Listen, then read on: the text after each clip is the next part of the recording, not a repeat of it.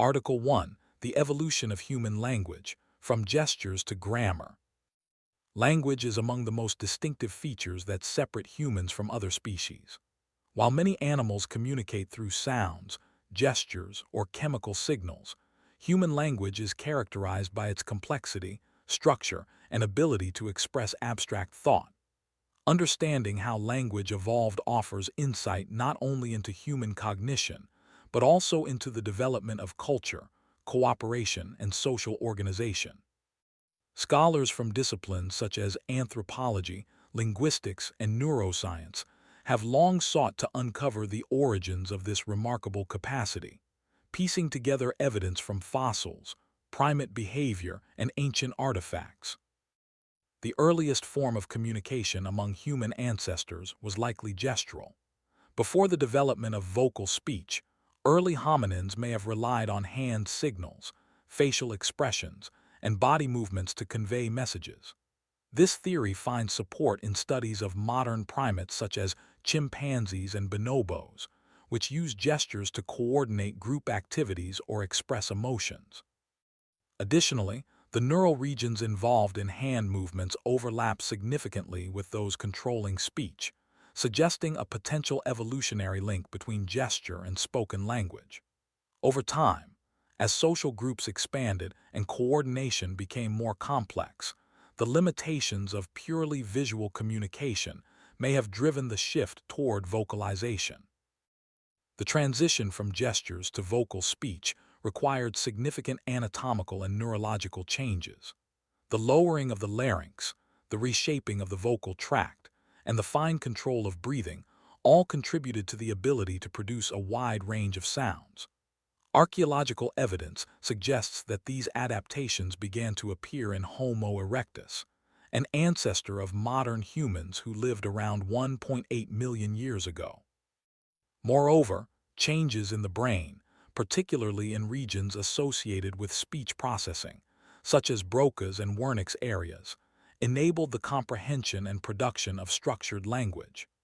These developments marked a major turning point in human evolution, allowing for more precise and flexible communication. One of the defining features of human language is syntax, the ability to combine words into structured sentences that convey complex meanings. Syntax distinguishes language from simple vocal calls, which convey limited information. Linguists have proposed various hypotheses about how this capacity emerged. Some argue that syntax evolved gradually, as early humans began linking words in simple sequences to describe events or actions. Others suggest a more abrupt transition, possibly triggered by a genetic mutation that enhanced the brain's ability to process hierarchical structures. Regardless of the mechanism, the emergence of grammar allowed humans to express temporal relations, hypothetical scenarios, and abstract ideas for the first time. Language did not evolve in isolation. It co-evolved with social and cultural complexity. The development of larger, more cooperative groups required more sophisticated communication systems for sharing information, coordinating tasks, and maintaining social bonds. Language may have played a crucial role in transmitting knowledge across generations, such as tool-making techniques, hunting strategies, and social norms. Anthropologist Robin Dunbar proposed the social grooming hypothesis, which suggests that language evolved as a more efficient means of social bonding, replacing physical grooming as group sizes increased. In this view, conversation became a form of verbal grooming, helping to maintain alliances and cohesion.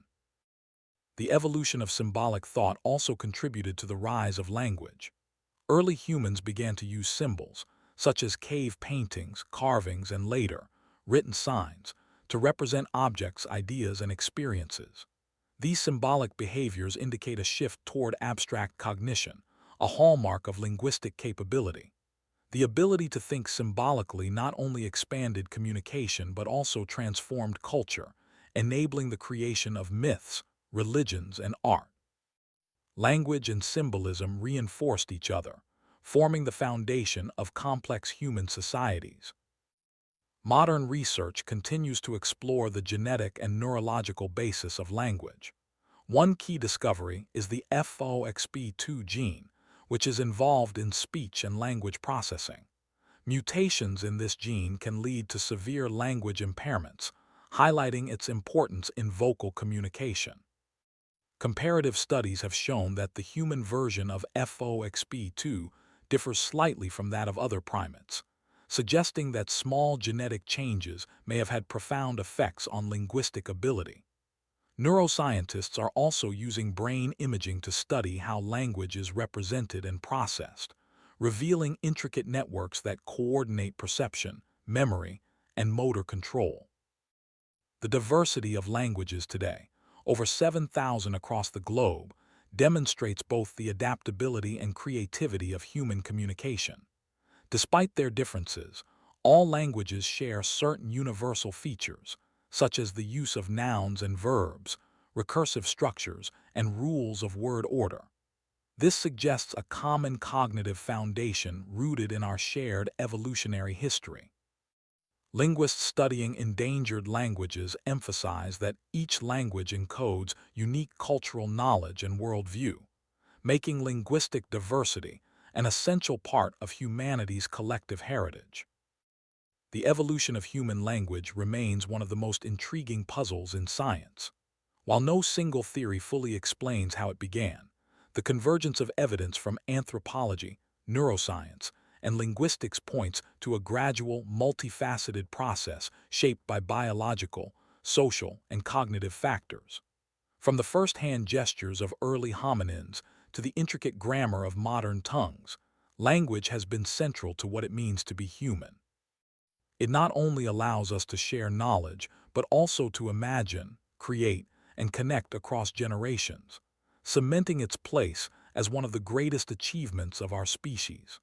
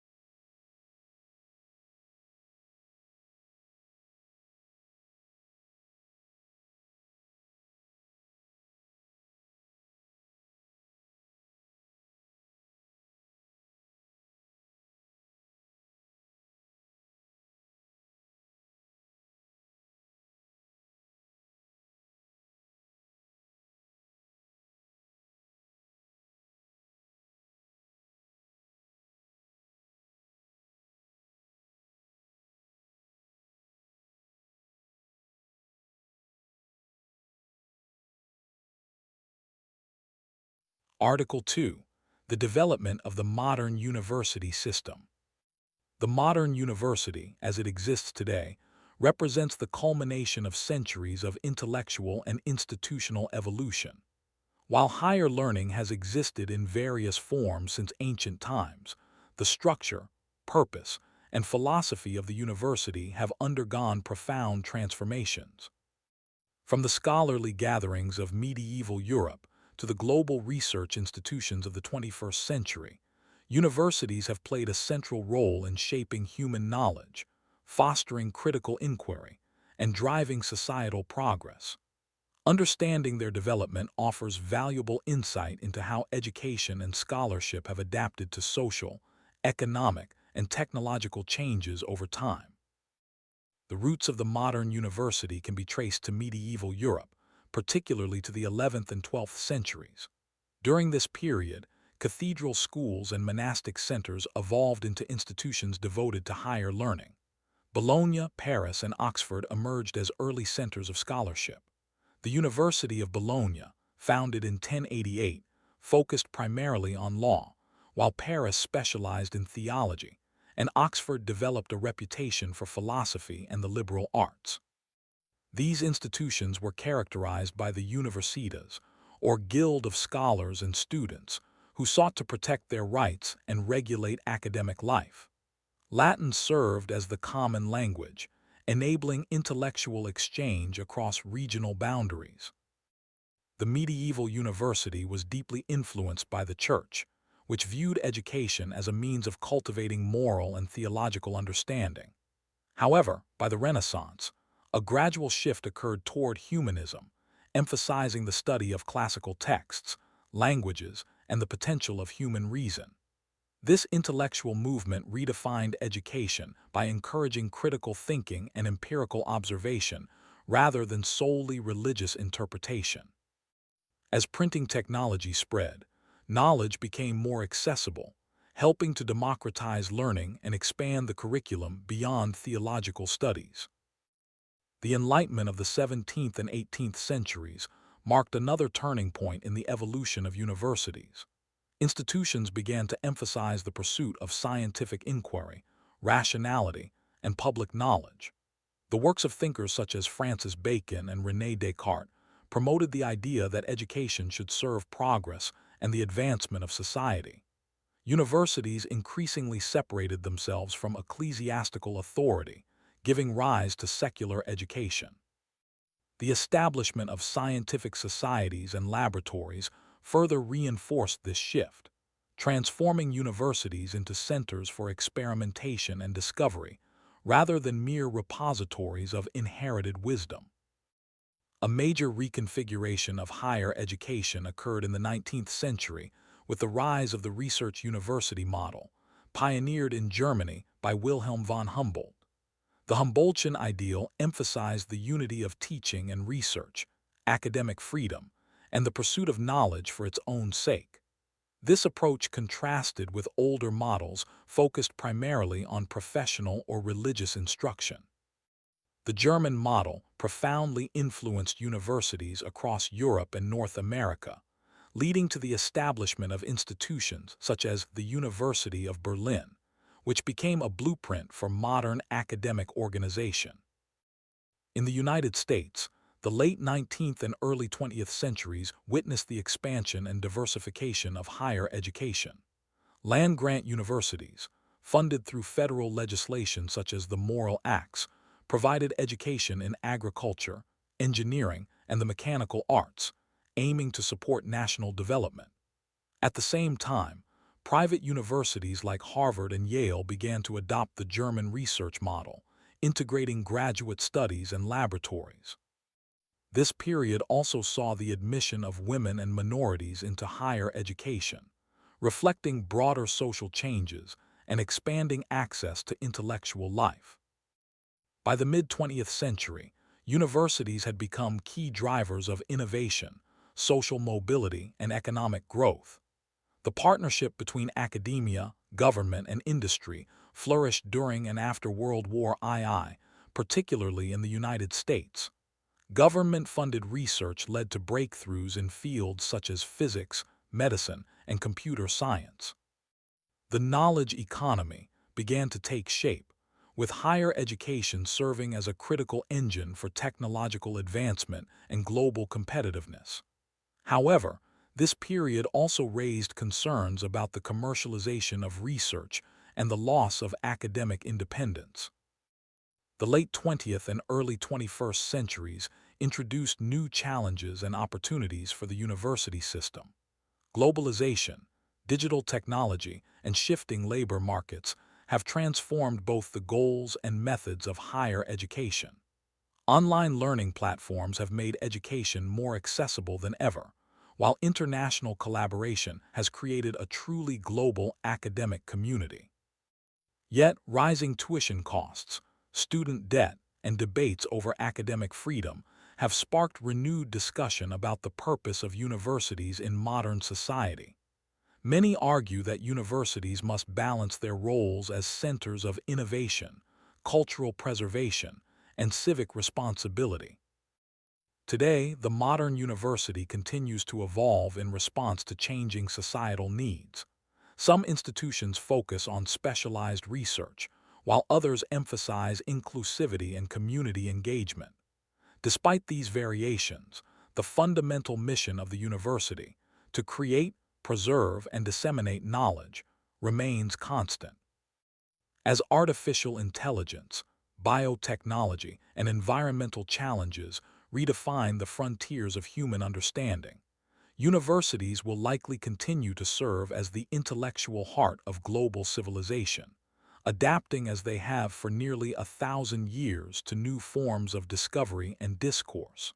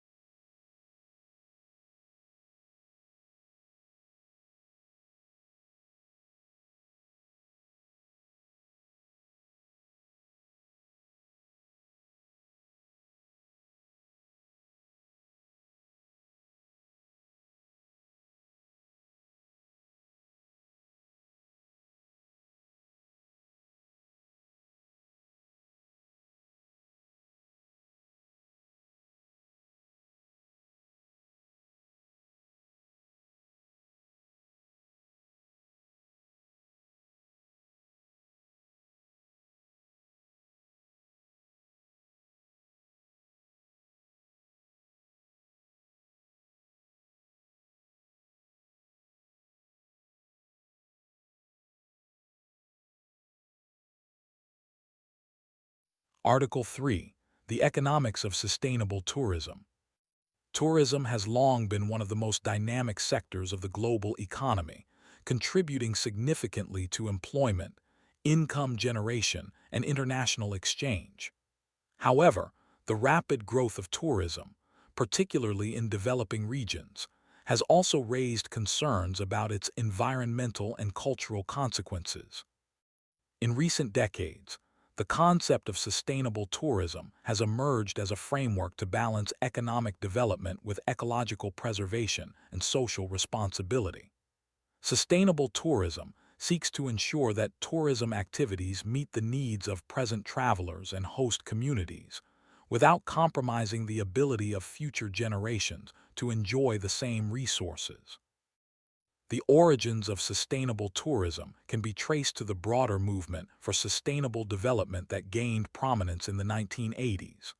Following the 1987 Brundtland Report by the United Nations, which emphasized the interdependence of economic, environmental, and social systems, policymakers began applying similar principles to the travel industry.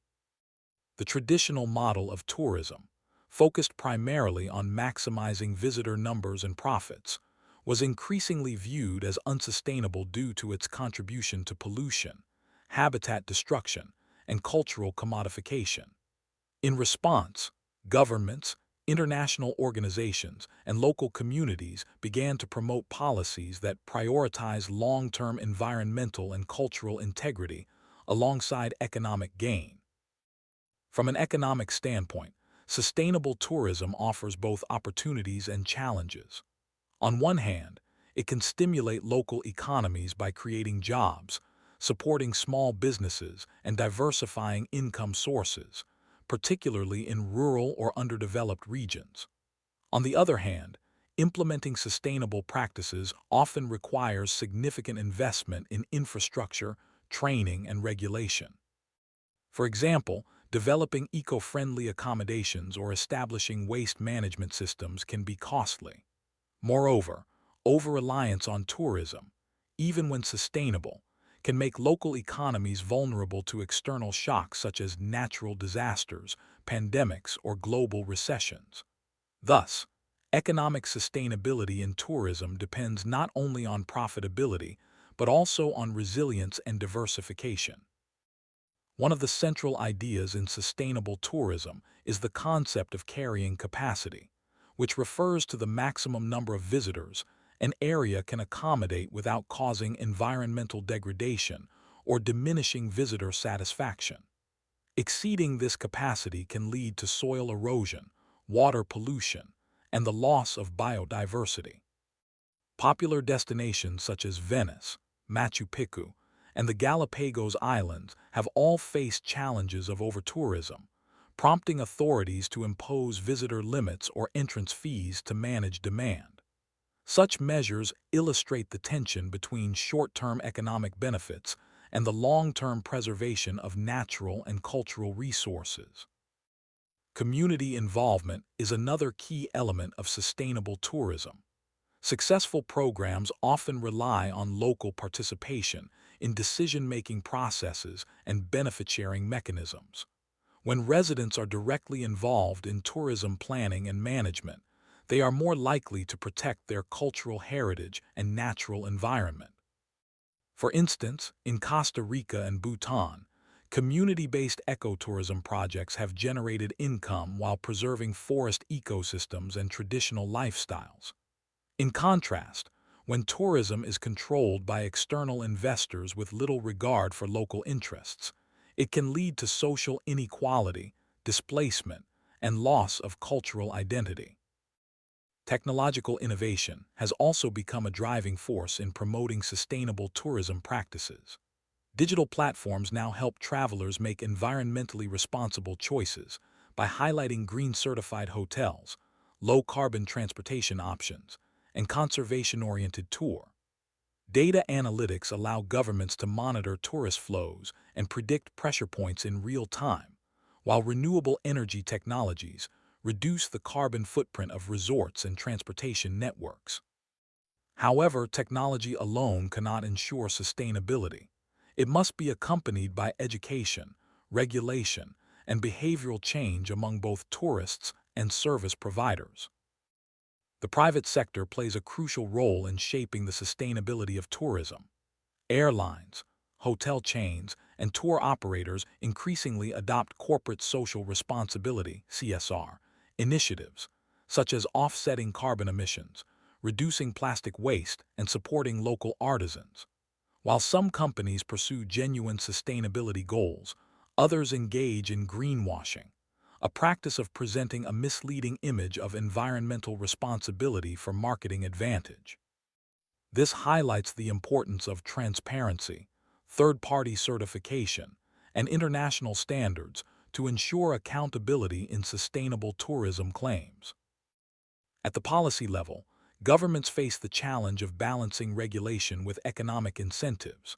Tax benefits, subsidies, and grants can encourage businesses to adopt sustainable practices, while environmental laws and zoning regulations can prevent overdevelopment. International frameworks, such as the United Nations World Tourism Organization's UNWTO Global Code of Ethics for Tourism, provide guidelines to promote responsible travel. Yet, enforcement remains uneven across regions, and political priorities often favor short-term economic growth over long-term sustainability. In the future, the global tourism industry is expected to evolve toward more sustainable and inclusive models. Climate change, resource scarcity, and shifting consumer preferences are already driving demand for environmentally conscious travel. Younger travelers, in particular, increasingly value authenticity, cultural immersion, and low-impact experiences over mass tourism. As nations recover from economic disruptions like the COVID-19 pandemic, there is a growing opportunity to build back better by integrating sustainability principles into tourism planning. Ultimately, the success of sustainable tourism will depend on cooperation among governments, businesses, and travelers to create systems that support both prosperity and preservation.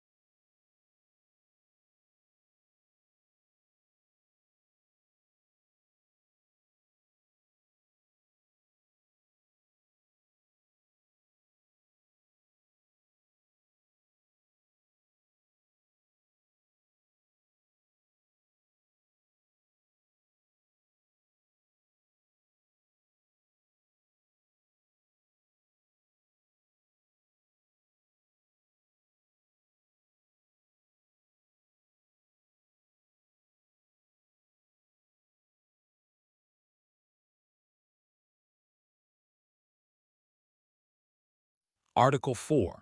The evolution of renewable architecture, building for a sustainable future.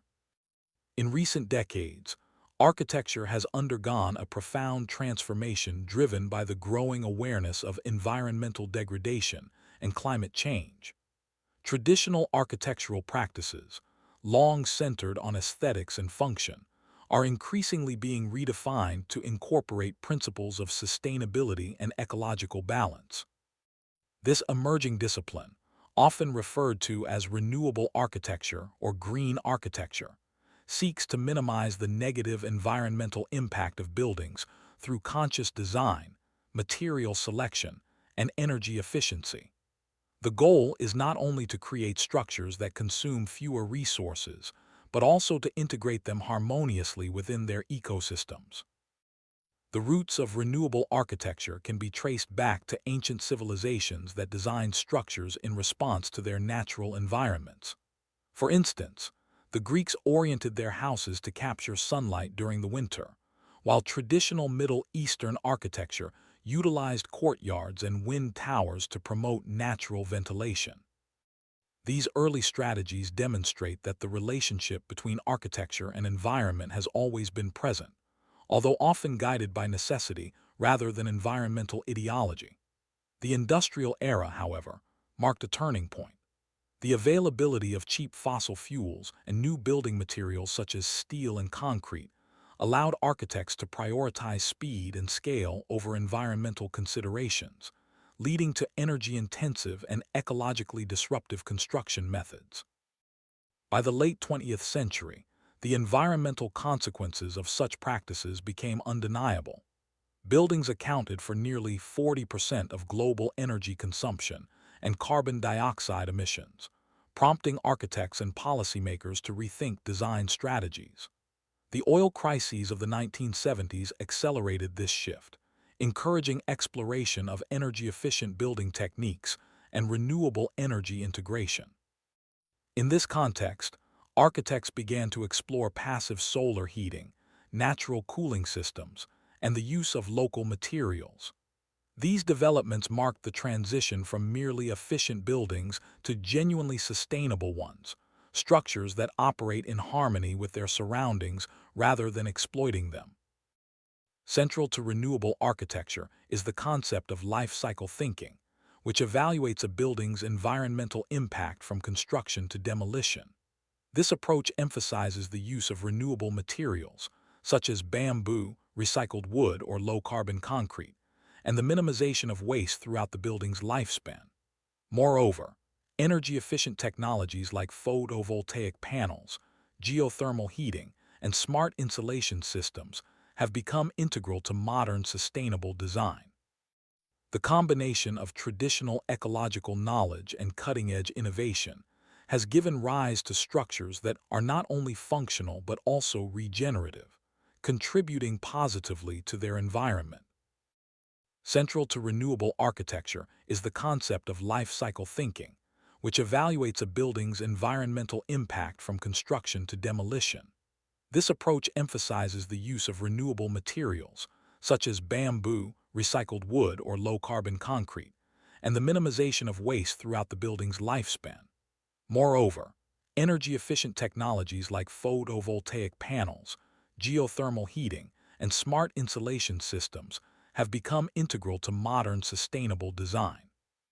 The combination of traditional ecological knowledge and cutting-edge innovation has given rise to structures that are not only functional but also regenerative, contributing positively to their environment.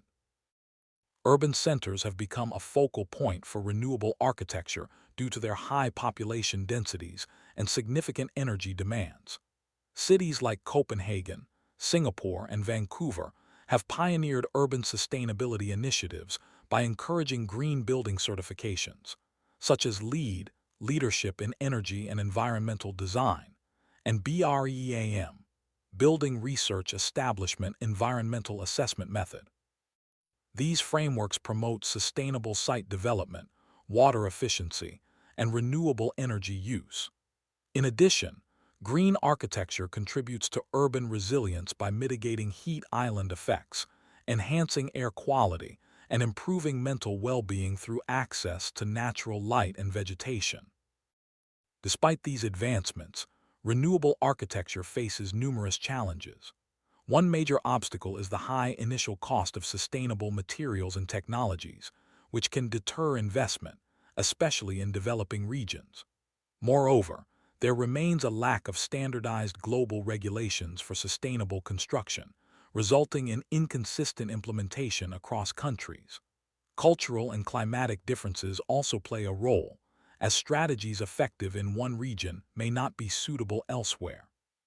For instance, passive cooling methods ideal for tropical climates may be impractical in colder regions. Education and interdisciplinary collaboration are vital in addressing these challenges. Architects must work closely with engineers, environmental scientists, and urban planners to create integrated solutions. Academic programs in sustainable design are increasingly emphasizing not only technical skills, but also ethical responsibility, encouraging future architects to consider their role in combating climate change. Similarly, governments and private institutions are supporting research into new materials, such as bio-based plastics and carbon-sequestering concrete, which could further revolutionize the construction industry. Ultimately, renewable architecture represents a paradigm shift in how humanity conceptualizes its relationship with the built environment. Buildings are no longer viewed solely as static shelters, but as living systems that interact dynamically with their surroundings. The vision of a sustainable future depends on reimagining architecture not merely as a tool for human convenience, but as an instrument of ecological restoration. In this sense, renewable architecture stands at the intersection of art, science, and environmental ethics, an evolving discipline that reflects both human ingenuity and responsibility toward the planet.